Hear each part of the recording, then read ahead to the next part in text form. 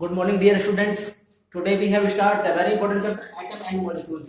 Class 9th का chapter number 3 atom and molecules के बारे में आज हम लोग बात करेंगे बच्चों। तो देखिए, इससे पिछले वीडियो लेक्चर में हमने इस मैटर अराउंड अस की ओर, ठीक है, इससे पिछले वीडियो लेक्चर में मैटर के बारे में हम लोगों ने बात करी। तो अब हम बात करेंगे एटम एंड मॉलिक्यूल्स के बारे में, ठीक है। एटम एंड मॉलिक्यूल्स के बारे में पढ़ेंगे। तो इस चैप्टर के अंदर आपको मोल कॉन्सेप्ट सीखना है, निकालना, नंबर ऑफ मोल्स कैसे निकालते हैं, ठीक है, और कुछ दो लॉ दिए हुए हैं। एक्चुअली में 5 लॉ हैं वैसे, लेकिन आपको एनसीईआरटी में 2 लॉ है 9th क्लास में, बाकी के जो 3 लॉ हैं वो हम लोग पढ़ेंगे हायर क्लास 11th में, ठीक है। कौन कौन से लॉ है बच्चों? पहला है लॉ ऑफ कंजर्वेशन ऑफ मास, दूसरा है लॉ ऑफ कांस्टेंट कंपोजिशन या फिर लॉ ऑफ डेफिनेट प्रोपोर्शन, ठीक है, तीसरा है लॉ ऑफ मल्टीपल प्रोपोर्शन, चौथा है लॉ ऑफ रेसिप्रोकल प्रोपोर्शन, ठीक है, और लुसाफ लॉ, एवोगाड्रो लॉ, इसमें 5 लॉ हैं हमको पढ़ने हैं 11th क्लास में। और यहाँ पर आपको 2 लॉ दिए हुए हैं, इन दोनों को हम बात करेंगे। डाल्टन एटॉमिक थ्योरी की बात करेंगे, नंबर ऑफ मोल्स, कुछ रिलेटेड क्वेश्चंस हैं उसको हम लोग निकालना सीखेंगे, कैसे फार्मूले बनते हैं, एटम क्या है, मॉलिक्यूल्स क्या है, आयंस क्या है, उसके बारे में बात करेंगे। तो सबसे पहले बात करें लॉ ऑफ केमिकल कॉम्बिनेशन बच्चों। तो लॉ ऑफ केमिकल में सबसे पहला लॉ है वो है आपका law of conservation of mass बच्चों। क्या है? Law of conservation of mass. तो law of conservation of mass क्या कहते हैं? वो कहता है कि जो है according to law of conservation of mass कि मास ऑफ रिएक्टेंट जो है is equal to the mass of product. जो रिएक्टेंट का मास है और प्रोडक्ट का मास है वो हमेशा इक्वल होता है। क्या होगा? इक्वल होगा लॉ ऑफ कंजर्वेशन ऑफ मास के अकॉर्डिंग। इट मींस इसका कहना है कि matter can neither be created nor be destroyed. ना ही मैटर उत्पन्न होगा ना ही वो खत्म होगा, ठीक है। इस थ्योरी के हिसाब से mass of reactant is equal to the mass of product. आप लोग जानते हैं जब कोई भी रिएक्शन होती है तो हम लोग पहले रिएक्टेंट लेके चलते हैं और फिर रिएक्टेंट से क्या होता है? प्रोडक्ट बनता है। जब रिएक्टेंट से प्रोडक्ट होता है इसको हम केमिकल रिएक्शन भी बोलते हैं। तो इसमें होता क्या है बच्चों कि जो ओल्ड बॉन्ड है पार्टिकल्स के बीच में, जो ओल्ड बॉन्ड है एटम्स और मॉलिक्यूल्स और आयंस के बीच में जो बॉन्ड है पुराने, वो टूट जाते हैं और नया बॉन्ड बना के प्रोडक्ट फॉर्म करते हैं। देखिए A + B C + D बना रहा है, तो A + B को जो रिएक्टेंट होता है और C + D आपका प्रोडक्ट होता है। तो कहने का मतलब क्या है कि जो A और B का मास होगा रिएक्टेंट है, रिएक्टेंट का जो मास है और वो प्रोडक्ट ऑफ द मास के बराबर होगा। ये हमको पहला लॉ दिया था जिसमें लॉ ऑफ कंजर्वेशन ऑफ मास में ये अकॉर्डिंग ये बात कहता है, एंटोनी लॉरेंस ने दिया है, ठीक है। तो C+O2 CO2 इसका एग्जांपल भी है। कार्बन ऑक्सीजन मिलकर CO2 बना रहा है। कार्बन का एटॉमिक मास बच्चों 12 होता है, ऑक्सीजन का 16, 16 दूनी 32, ये 44 हो गया, 44, ठीक है। कहने का मतलब क्या है कि रिएक्टेंट का मास और प्रोडक्ट का मास हमेशा क्या आएगा? इक्वल आएगा according to law of conservation of mass, ठीक है। According to this law mass can neither be created nor be destroyed. Mass can neither be created nor be destroyed, ठीक है, during a chemical reaction. Chemical reaction के दौरान जो है मास ना ही create होगा ना ही डिस्ट्रॉय होगा। इट मींस जो मास ऑफ द रिएक्टेंट है वो इक्वल आएगा मास ऑफ द प्रोडक्ट की। Mass means question during a chemical reaction. पहला लॉ समझ में आ गया, ठीक है। सेकंड लॉ है लॉ ऑफ कांस्टेंट प्रोपोर्शन। अब इसका मतलब क्या है बच्चों? इसका मतलब है कि कोई भी रिएक्शन जो हो रही है उस रिएक्शन में बनने वाला प्रोडक्ट जो बन रहा है, जैसे CO2 बन रहा है, H2 बन रहा है, जो भी प्रोडक्ट बन रहा है उस प्रोडक्ट के अंदर जो एलिमेंट्स का रेशियो है वो रेशियो हमेशा फिक्स रहता है, कांस्टेंट रहता है। इसलिए इसका नाम है law of constant composition, law of constant proportion, ठीक है। देखिए इसका मतलब क्या है बच्चों, मैं आपको समझाता हूं। देखिए केमिकल सब्सटेंस का element, in a chemical substance का element are always present in definite proportion by मास।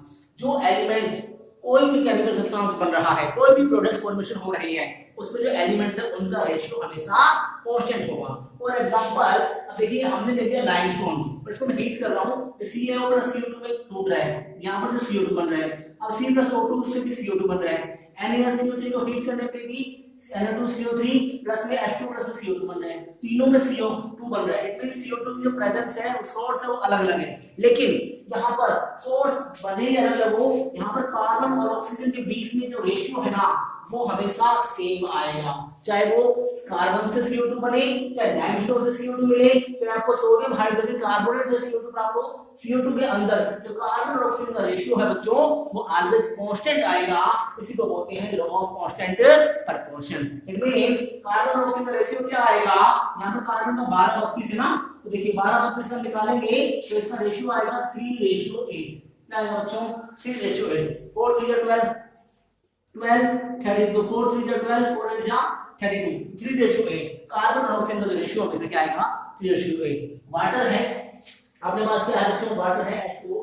यहाँ पर हाइड्रोजन और ऑक्सीजन का जो रेशियो है वो हमेशा 1:8 आएगा, चाहे वो पानी कहीं से भी हमें प्राप्त हो, सोर्स कोई भी हो, लेकिन उसका जो रेशियो है वो हमेशा कांस्टेंट रहेगा। इसको हम बोलते हैं बच्चों लॉ ऑफ कांस्टेंट प्रपोर्शन। ठीक है, पहला लॉ क्या है, लॉ ऑफ कंजर्वेशन ऑफ मास। ये क्या कहता है, वो कहता है कि रिएक्टेंट से जब प्रोडक्ट बन रहा है, रिएक्टेंट और प्रोडक्ट का मास हमेशा क्या होगा, इक्वल रहेगा। कांस्टेंट कंपोजिशन क्या कहता है, प्रपोर्शन क्या कहता है कि जो भी एलिमेंट रिएक्टेंट प्रोडक्ट बना रहा है, उस प्रोडक्ट में जो भी एलिमेंट है उनका रेशियो हमेशा कांस्टेंट रहेगा, चाहे वो प्रोडक्ट किसी भी फॉर्म से रिएक्टेंट कुछ भी हो, प्रोडक्ट किसी भी सोर्स से मिले, लेकिन उसका रेशियो हमेशा कांस्टेंट रहेगा। ये दो लॉ है।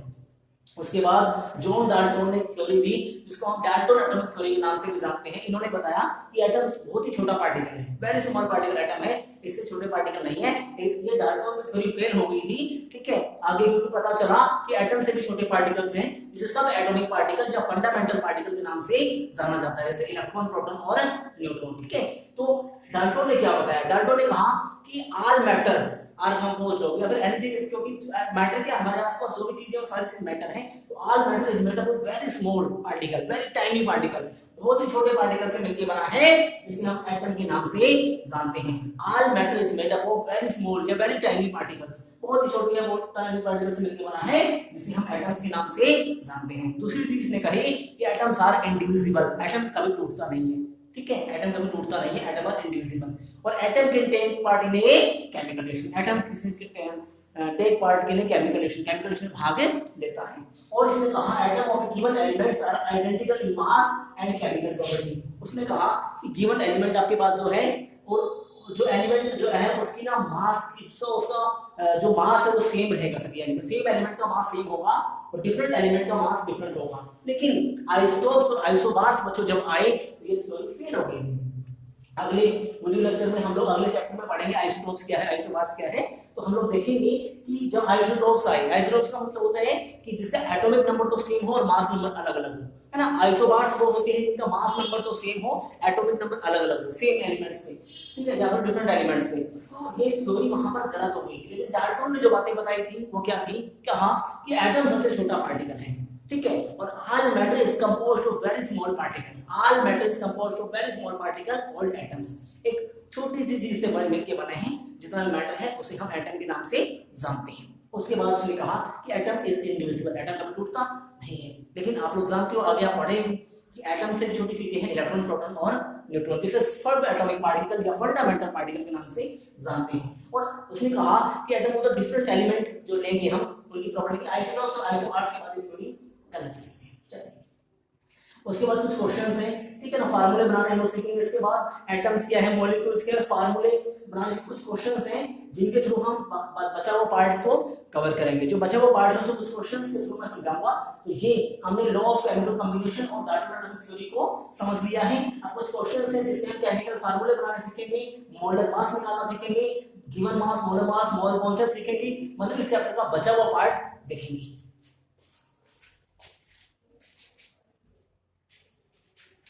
चलिए, इसको नोट कर लीजिए, मैं बता देता हूँ। चलिए,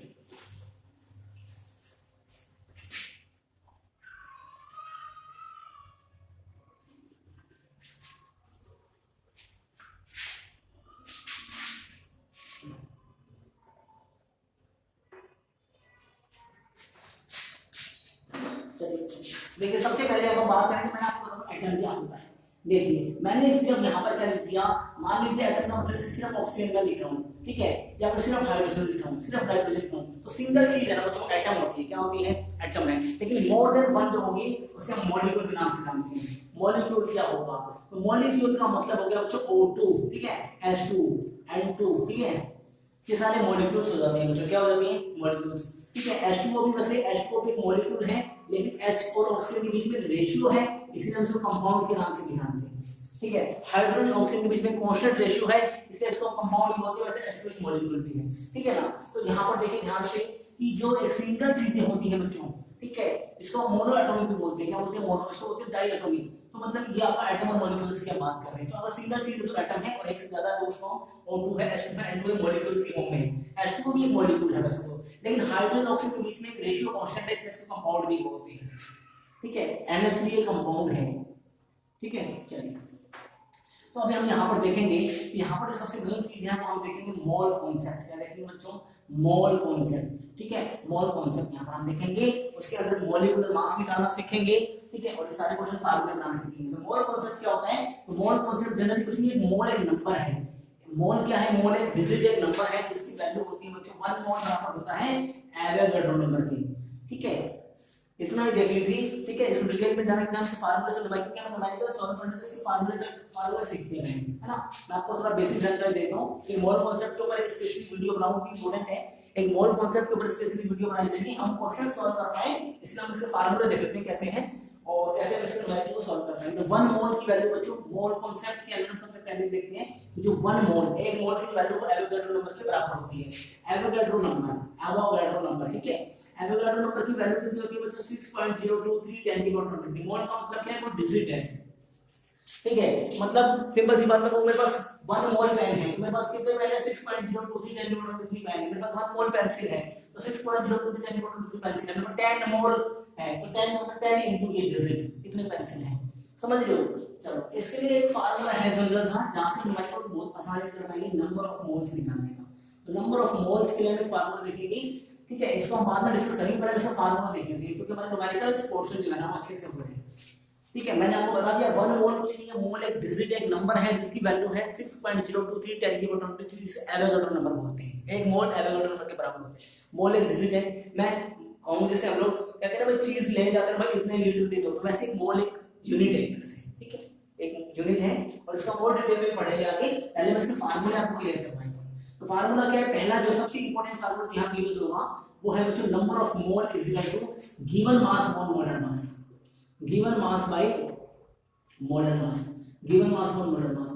देखिए एक तो ये है, और नंबर ऑफ मोल का सेकंड फार्मूला है यहाँ पर, नंबर ऑफ मोल का सेकंड फार्मूला है आपका particle upon Avogadro number, particle upon Avogadro number,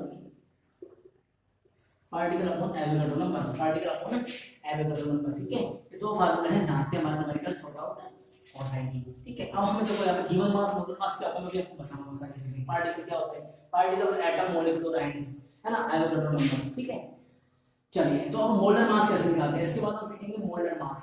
molar mass या फिर इसको मॉलिक्यूलर मास भी बोलते हैं, मॉलिक्यूलर मास कैसे निकालते हैं किसी भी एटम का। जैसे हमने किसी का निकाल लिया मोलर मास, यहाँ पे क्वेश्चन दिया है कि molar mass of the atom, molar mass निकालने का, निकालना बच्चों मोलर मास, किसका निकालना है? HCl का, किसका निकालना है? HCl का। तो जिस चीज का भी मोलर मास निकालना है उसका हमें एटॉमिक मास पता होना चाहिए बच्चों। क्या पता होना चाहिए? Atomic mass. कितना क्या पता होना चाहिए? एटॉमिक मास पता होना चाहिए। तो हाइड्रोजन का एटॉमिक नंबर 1 और मास नंबर भी 1 होता है बच्चों। तो 1 प्लस क्लोरीन का एटॉमिक नंबर 17 और मास नंबर 35.5, इसको जोड़ दो 36.5 आ गया, इसका 36.5 आ गया बच्चों यहाँ पे ग्राम पर मोल। ठीक है, ये तो आ गया मोलर मास। मॉलिक्यूलर मास हो इसको लिखते हैं यूनिफाइड मास के नाम से भी। ये आपको क्या निकल आया? आपको मोलर मास क्या निकल आया? Molar mass. ठीक है, मोलर मास ऐसे था। आगे देखिए और किसका पूछ रहा है? HNO3, किसका पूछ रहा है? HNO3, इसको बोलते हैं बच्चों नाइट्रिक एसिड। क्या बोलते हैं? Nitric acid. तो H का मतलब हो गया 1, नाइट्रोजन का मतलब 14, ऑक्सीजन का देखिए हाइड्रोजन का 1, नाइट्रोजन का 7 और 14, और ऑक्सीजन का 8 और 16। बच्चों जो नीचे लिखे हुए हैं इसको एटॉमिक नंबर बोलते हैं, और जो ऊपर वैल्यू लिखी हुई इसको मास नंबर कहा जाता है या फिर एटॉमिक मास कहा जाता है। जो ऊपर वैल्यू है ना 1, 7, 14, 8, 16, तो 14 और 16 क्या है? Atomic mass. ठीक है, ये एटॉमिक मास है ना, या फिर मास नंबर है। यहाँ पर मास नंबर लेके चलना है। क्लोरीन का देखिए कितना होता है? 35.5, तो 1 प्लस 14 प्लस 16, अब ऑक्सीजन कितने? 3, तो 16 इंटू 3, तो 1 प्लस 14 प्लस 48, 49, 53, 63 ग्राम पर मोल। क्लियर हो रहा है? तो हमने HCl का सीखा बच्चों और HNO3 का। अब हम देखेंगे C2H2, किसका देखेंगे? C2H2। तो कार्बन का देखो क्या होता है बच्चों? 6 और 12, हाइड्रोजन का 1 पता ही है, तो 12 गुणा में 2 प्लस 1 गुणा में 2, 12 में 24 है तो 26 ग्राम पर मोल। ठीक है जी, आगे देखिए, आगे S8, सल्फर 8, सल्फर ना S8 की फॉर्म में होता है, जैसे फास्फोरस है ना P4 की फॉर्म में होता है। ठीक है, तो यहाँ पर सल्फर का कितना हो जाएगा? तो सल्फर का हो जाएगा आपका सल्फर का हो जाएगा 32, है ना, सल्फर का हो जाएगा 16 32, तो 32 गुणा में 8 जो आ जाएगा।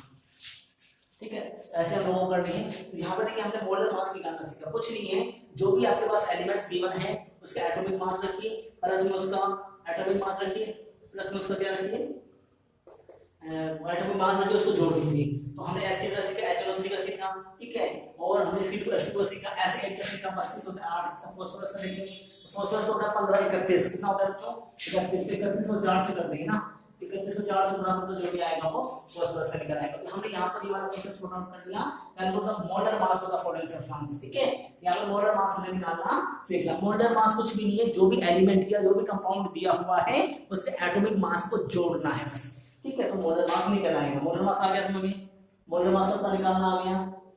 नंबर ऑफ मोल के दो फार्मूले हैं, गिवन मास और मोलर मास, और पार्टिकल अपॉन एवोगाड्रो नंबर। अभी इसमें न्यूमेरिकल में यूज करूंगा तो और क्लियर होगा, अभी न्यूमेरिकल में बताऊंगा तो और ज्यादा क्लियर होगा। दो फार्मूले आपको ध्यान में रखने हैं, गिवन मास पर मोलर मास और particle upon Avogadro number. Avogadro number की वैल्यू मैं अभी बता दूं हूं आपको 6.023 into 10 की पावर 23, ठीक है। और पार्टिकल यहां पर जो दिया हुआ है, भी पार्टिकल दिया हुआ है, ठीक है। गिवन मास यहां पर दिया हुआ बच्चों ऐसे लिखा हो 4 gram of NaOH, 4 gram of NaOH। तो ये दिया हुआ है, ये आपका गिवन मास है, क्या है बच्चों, और ये NaOH जो हम निकालेंगे हो जाएगा मोलर मास, क्या हो जाएगा मोलर मास। ऐसे क्या होगा, सोडियम का एटॉमिक मास प्लस ऑक्सीजन का प्लस हाइड्रोजन का वो नीचे आ जाएगा, और नंबर ऑफ मोल निकल आएंगे। न्यूमेरिकल करेंगे तो और क्लियर होगा, ठीक है जी, इतना क्लियर है। आगे चलें,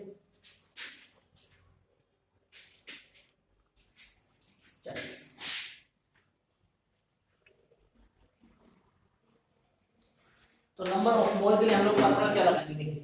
तो आपको यहाँ पर क्वेश्चन पे कर रहा हूँ नंबर ऑफ मोल, ये वाला क्वेश्चन कर रहा हूँ कन्वर्ट इनटू मोल। तो पहला पार्ट है 12 ग्राम ऑफ ऑक्सीजन गैस, आपको क्या दिया हुआ है बच्चों, 12 ग्राम ऑफ ऑक्सीजन गैस दी हुई है जी, ठीक है, 12 ग्राम ऑफ ऑक्सीजन गैस दी हुई है, 12 ग्राम ऑक्सीजन गैस दी हुई है, ठीक है। तो देखिए अब 12 ग्राम ऑक्सीजन गैस है, तो जहां पर देखिए 12 ग्राम, ये जो 12 ऑक्सीजन गैस किस फॉर्म में पाई, O2 की फॉर्म में, ऑक्सीजन किस फॉर्म में होते हैं, O2 की फॉर्म में। अब 12 ग्राम ये तो क्या आपका गिवन मास, क्या हो गया बच्चों गिवन मास। नंबर ऑफ मोल का फार्मूला क्या है आपका, given mass upon molar mass. Number of मोल का फार्मूला क्या है, given mass upon molar mass, given mass upon molar मास।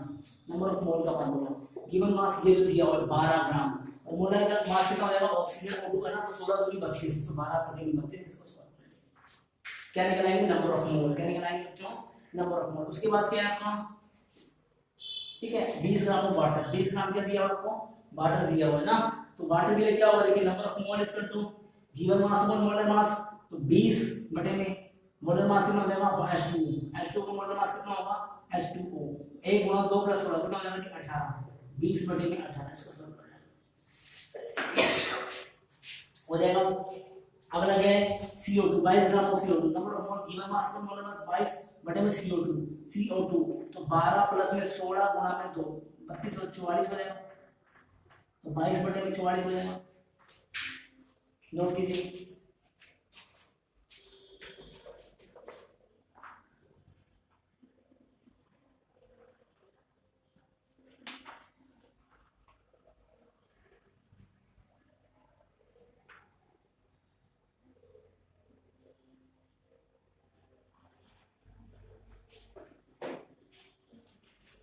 ठीक है, तो कन्वर्ट इनटू मोल, मोल निकालना है, क्या निकालना है मोल। तो नंबर ऑफ मोल का फार्मूला गिवन मास पर मोलर मास, गिवन मास की जो दिया हुआ है मोलर मास निकाल लेंगे, गिवन मास दिया मोलर मास निकाल लेंगे, गिवन मास दिया मोलर मास निकाल लेंगे।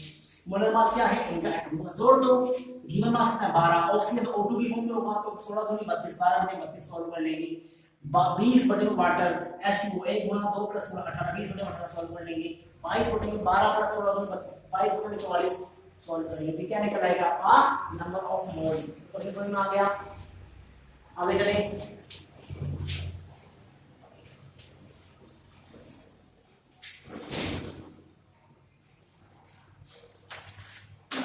अगला देखो बच्चों, अगला क्या है आपके पास का मास, उसका निकालना है मास, गिवन मास। फार्मूला क्या है, number of mole is equal to given mass upon molar mass, given mass by में मोलर मास। क्या होता है बच्चों, गिवन मास बाय में मोलर मास। अब देखो गिवन मास निकालना है, तो गिवन मास को हमें निकालना है, रख दो गिवन मास बटे में मोलर मास, नंबर ऑफ मोल दिए ये 0.2 मोल, तो 0.2 मोल रख दिए, और मोलर मास कितना होगा, ऑक्सीजन एटम, ऑक्सीजन एटम है बच्चों, अगर ऑक्सीजन मॉलिक्यूल होता तो लेते O2, ऑक्सीजन एटम है तो क्या लेंगे सिर्फ, समझ में आया। एटम मॉलिक्यूल का मतलब क्या है, एटम का मतलब सिर्फ ऑक्सीजन, तो ये एक एटम है, ये क्या है, एक एटम है। लेकिन O2 क्या है बच्चों, एक मॉलिक्यूल है। क्या है बच्चों, मॉलिक्यूल है। वगैरह ऑक्सीजन एटम, मतलब सिर्फ ऑक्सीजन की बात कर रहे हैं। एटॉमिक मास, मोलर मास कितना होगा, 16। अगर ऑक्सीजन मॉलिक्यूल की बात करता तो कितना आता, 32। कितना आता बच्चों, 32। तो यहाँ पर इसको इससे गुणा करते हैं तो 0.2 into 16 क्या निकल आएगा, गिवन मास। क्या निकल आएगा बच्चों, गिवन मास। हो जाएगा पहला पार्ट सोल्व। सेकंड पार्ट देखो सेम है, number of mole given mass upon molar mass, given mass upon molar mass. Number of मोल 0.5 दिए हुए हैं।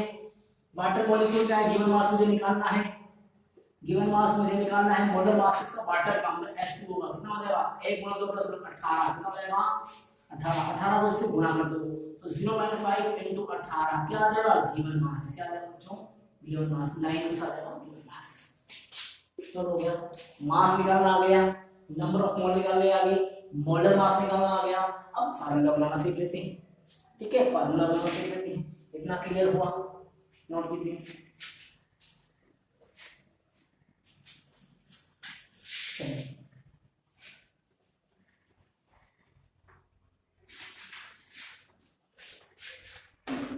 अगला देखो जी, राइट द केमिकल फार्मूला। आपको क्या बनाना है, केमिकल फार्मूला बनाना है। किसका, मैग्नीशियम क्लोराइड का, कैल्शियम ऑक्साइड का, कॉपर नाइट्रेट का। क्या बनाने हैं, केमिकल फार्मूला बनाने हैं। क्या बनाने हैं, केमिकल फार्मूले। क्या बनाने हैं बच्चों, केमिकल फार्मूला। किसका, magnesium chloride, calcium oxide, copper nitrate, aluminium chloride, calcium carbonate के बनाने हैं आपको फार्मूले। तो मैग्नीशियम क्लोराइड है, कैल्शियम ऑक्साइड है, कॉपर नाइट्रेट है, एल्यूमिनियम क्लोराइड है और कैल्शियम कार्बोनेट है। सबसे देखिए मैग्नीशियम क्लोराइड, सबसे पहले आपको बनाना है इसका मैग्नीशियम क्लोराइड। तो बच्चों इनके ऊपर ना आयन होते हैं, इनके ऊपर क्या होते हैं, आयन्स होते हैं। ठीक है, तो मैग्नीशियम के ऊपर क्या होता है, Mg के ऊपर +2 चार्ज होता है बच्चों। ठीक है, Mg के ऊपर क्या होता है, +2 चार्ज होता है। कैसे है इसको हम देखेंगे वैलेंसी के हिसाब से।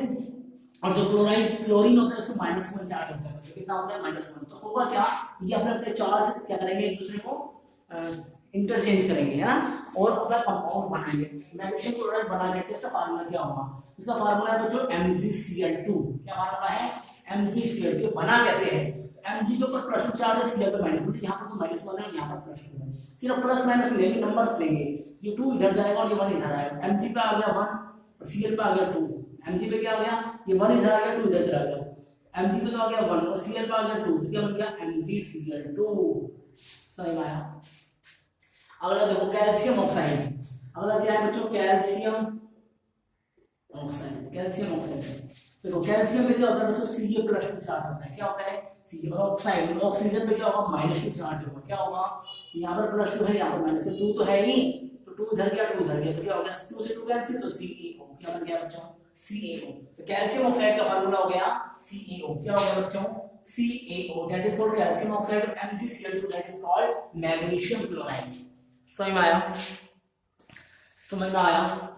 चलिए तीसरा देखिए, तीसरा है कॉपर नाइट्रेट। तीसरा क्या है बच्चों, कॉपर नाइट्रेट। ठीक है, कॉपर नाइट्रेट। अब नाइट्रेट क्या होता है, NO3-2। नाइट्रेट क्या होता है, NO3-2। और कॉपर क्या होता है, कॉपर के ऊपर +1 चार्ज होता है ना। ठीक है ना, कॉपर के ऊपर क्या होगा आपका, +1 चार्ज होगा, है ना। तो यहां पर देखिए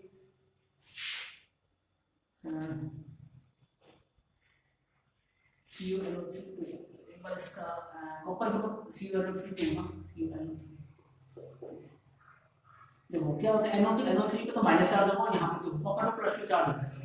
कॉपर पे +2 चार्ज होगा, NO3 पे -1, यहाँ पे -1, यहाँ पे क्या हो गया 2, ये 2 तो इधर जाएगा, 1 यहाँ आएगा, तो क्या हो गया बच्चों, Cu पे तो आ गया 1 और यहाँ पर आ गया 2, तो CuNO3 का ट्वाइस कॉपर नाइट्रेट। ये फार्मूला बनेगा CuNO3 का ट्वाइस। क्या बनेगा, CuNO3 का ट्वाइस। अगला है बच्चों एल्यूमिनियम क्लोराइड। अगला क्या है आपका, एल्यूमिनियम क्लोराइड। आपका अगला है एल्यूमिनियम क्लोराइड। आप लोग जानते हो क्लोराइड Cl पे तो -1 चार्ज है और एल्यूमिनियम में +3 चार्ज होता है। तो देखिए 3 इधर जाएगा, 1 इधर आएगा। एल्यूमिनियम पे 1 और Cl पे AlCl3। क्या बन जाएगा बच्चों, AlCl3। Calcium carbonate. अगला क्या है, कैल्शियम कार्बोनेट। कैल्शियम तो Ca पे क्या होता है, +2 चार्ज होता है ना।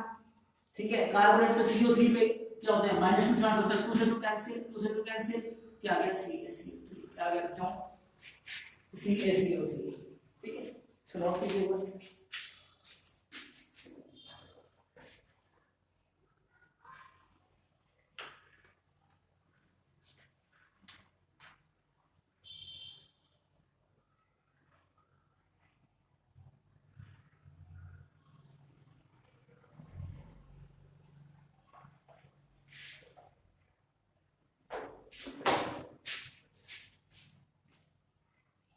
ठीक है, क्लियर हुआ। मैग्नीशियम क्लोराइड था बच्चों, क्या है MgCl2, कैल्शियम ऑक्साइड था CaO, कॉपर नाइट्रेट पे क्या हुआ CO पे प्लस 2 चार्ज है, NO3 का -1 है, 2 इधर पर इधर CO NO3 2, कैल्शियम कार्बन 2 से 2 कैंसिल CaCO3। तो आप लोगों ने देखा कि कैसे हमने केमिकल फार्मूले बनाए, ठीक है, कैसे हमने मोलर मास निकालना सीखा, नंबर ऑफ मोल्स निकालना सीखे, गिवन मास बाय मोलर मास से, और मास गिवन मास निकालना सीखा नंबर ऑफ मोल्स से। मैंने आपको बताया मोल कुछ नहीं है, एक नंबर है जिसकी वैल्यू क्या होती है, एवोगाड्रो नंबर के बराबर है, और हमें सीधे फार्मूले पे आकर के न्यूमेरिकल क्वेश्चंस करा। तो आज बच्चों हम लोगों ने लॉज ऑफ केमिकल कॉम्बिनेशन के 2 लॉ खत्म करे, मोल कॉन्सेप्ट के न्यूमेरिकल्स करे, फार्मूले बनाना सीखे, ठीक है, डार्विन थ्योरी करी, चैप्टर 3 एटम एंड मॉलिक्यूल्स में एटम्स क्या होते हैं, मॉलिक्यूल्स क्या होते हैं, ये देखा, आयनिक कंपाउंड्स देखे, ठीक है। तो इसको अच्छे से तैयारी कीजिए, ठीक है, इसे अपलोड करिए, इसके सारे एनसीईआरटी के जो क्वेश्चंस हैं वो सॉल्व कीजिए बच्चों, तैयारी कीजिए। Okay, thank you.